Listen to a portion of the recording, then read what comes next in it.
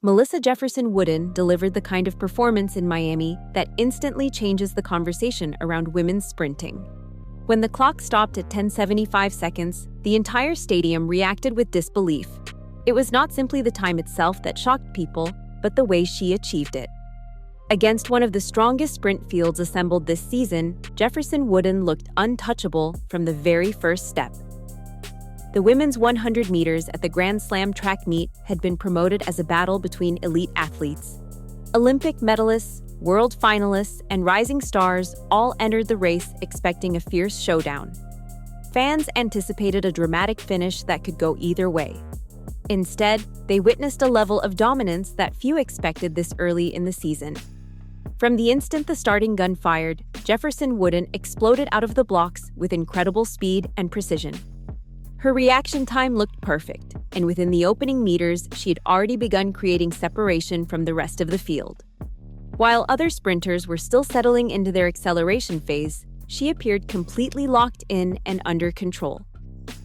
What made the performance even more impressive was the timing in the season. This was only her second 100-meter race of the year. Most sprinters spend the early months gradually building form, sharpening technique, and improving race rhythm. Jefferson-Wooden, however, looked like an athlete already operating at championship level. By the halfway point of the race, the outcome already felt decided. Her stride remained smooth, powerful, and relaxed. There was no visible tension in her running mechanics. She maintained excellent posture while continuing to accelerate, something that separates truly elite sprinters from the rest of the field. As the finish line approached, the gap between Jefferson-Wooden and the others became impossible to ignore. The clock flashed 10.75 seconds as she crossed the line, immediately sending excitement through the crowd and across social media. Although the wind reading of +2.4 meters per second placed the performance slightly above the legal limit for record purposes, few people cared about that technical detail in the moment. The race still represented one of the fastest and most dominant runs of the year. The athletes behind her also delivered remarkable performances. Tamari Davis ran 10.79 seconds to claim second place, while Nigeria's Favour Ofili crossed in 10.94 for third. Under normal circumstances, both times would have been good enough to win many international races. But this night belonged entirely to Jefferson-Wooden. Another major storyline involved Gabby Thomas. The Olympic 200-meter champion produced the fastest 100-meter performance of her career, running 10.97 seconds. Breaking the 11-second barrier is considered a major milestone in sprinting and often places athletes on the podium at major competitions. Yet Thomas finished only fourth. That result perfectly illustrated the extraordinary depth of the field in Miami. 5 women finished under 11 seconds in the same race, showing just how rapidly women's sprinting continues to evolve. Every season, the level becomes stronger, faster, and more competitive. Still, despite the depth of talent on display, one fact stood out above everything else. Melissa Jefferson-Wooden was operating on a completely different level. Watching the replay of the race only made Jefferson-Wooden's dominance appear even more impressive. Many great sprint races are decided in the final meters through late surges or dramatic finishes. Miami was different. From start to finish, Jefferson-Wooden controlled every phase of the race with confidence and authority. Her drive phase was explosive and efficient. Each step looked powerful but controlled, allowing her to build momentum without wasting energy. By the time the field transitioned into maximum velocity, she had already established a clear advantage. What stood out most was how relaxed she remained while running at extraordinary speed. Several competitors appeared to tighten their shoulders and strain during the latter half of the race, but Jefferson-Wooden maintained smooth mechanics and rhythmic stride patterns all the way to the line. That ability to stay composed under pressure is often what separates champions from contenders. For Gabby Thomas, the race represented both progress and frustration. Running 10.97 seconds confirmed that her raw speed continues to improve, especially considering her primary focus has traditionally been the 200 meters. Many athletes would celebrate such a breakthrough performance. However, sprinting at the highest level can be brutally unforgiving. Even a personal best is not always enough when the competition is this strong. Thomas crossed the line knowing she had achieved something special individually, yet still found herself outside the medals. Tamari Davis also delivered a tremendous performance with her 10.79-second finish. The young American sprinter continues to establish herself as one of the most dangerous athletes in global track and field.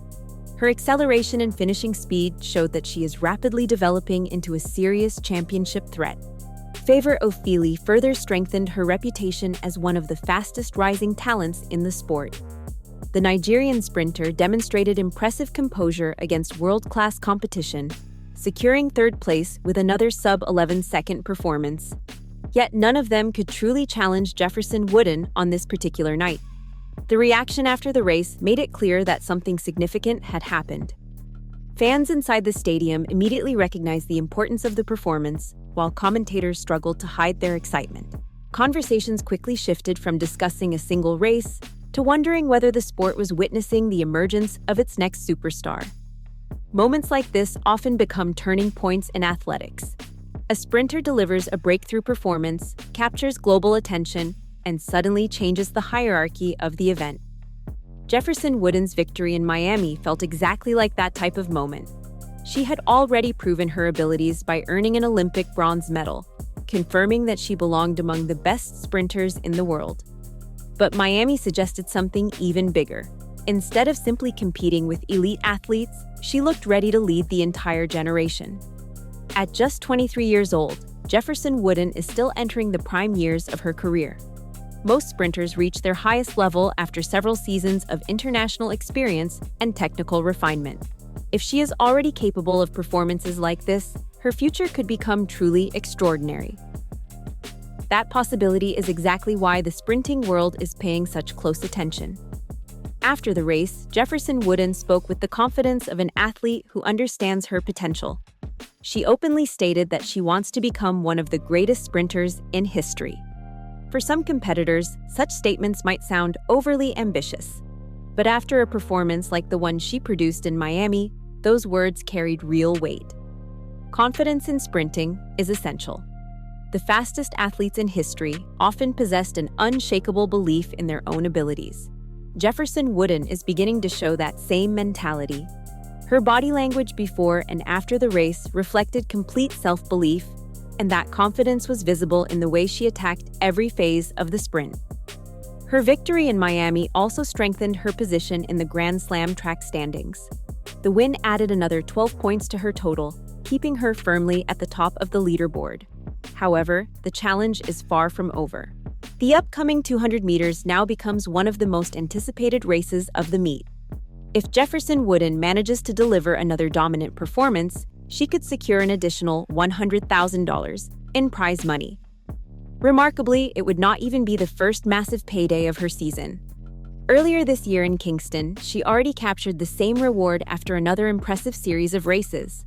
Winning back-to-back Grand Slam track events would send an unmistakable message to the rest of the sprinting world.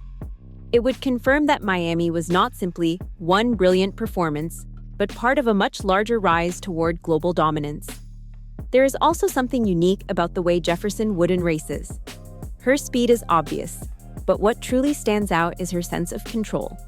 Even while running at maximum intensity, she appears calm and composed.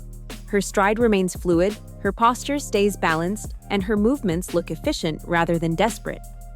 That combination of explosiveness and relaxation is rare in sprinting. Many athletes possess raw speed, but only a few can maintain technical precision under extreme pressure.